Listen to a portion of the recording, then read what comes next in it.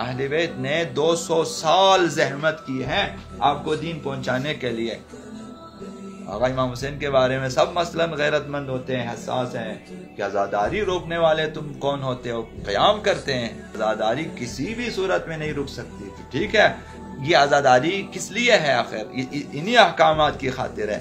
آقا امام حسین کی شہادت کی پرواہ نہیں کرتے، آقا امام زین العابدین علیہ السلام کی اسیری کی پرواہ نہیں کرتے، اہل بیت اطہار کی جو خواتین مخدرات اسیر ہو گئی ہیں، دین کے لیے اسیر ہو گئی ہیں، لاپرواہ انسان، روتے بھی ہیں پیٹتے بھی ہیں لیکن پرواہ نہیں کرتے۔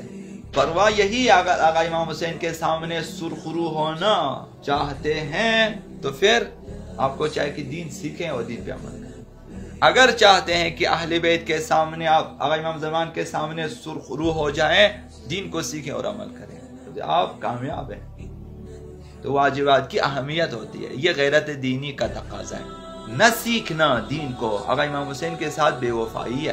وہ کلمہ صدق آئے گا ہمارے اوپر جو حضرت زینب سلام اللہ علیہا نے بازار کوفہ میں خطبے میں فرمایا تھا اہل کوفہ کے لیے، یا اہل الخذل والغدر، اے دھوکے باز فریبکار لوگوں، ہم لوگ دھوکہ دے رہے ہیں، اہل بیت خیانت کر رہے ہیں، دین کے ساتھ یہ خیانت ہے، اہل بیت کے ساتھ خیانت ہے، خدا کے ساتھ، قرآن کے ساتھ۔ ہمارے ہاتھوں میں قرآن اور ہم پڑھتے ہیں صبح سے شام تک اور قرآن کے احکام کو نہیں سیکھتے، یہ بے وفائی ہے، دھوکہ ہے اور خیانت ہے اہل بیت کے ساتھ اور دین کے ساتھ۔ تو یہ غیرت دینی ہمارے اندر ہونی چاہیے کہ مجھے اپنے دین کے احکامات کیوں یاد نہیں ہے، بہت ہی تعجب کا مقام ہے۔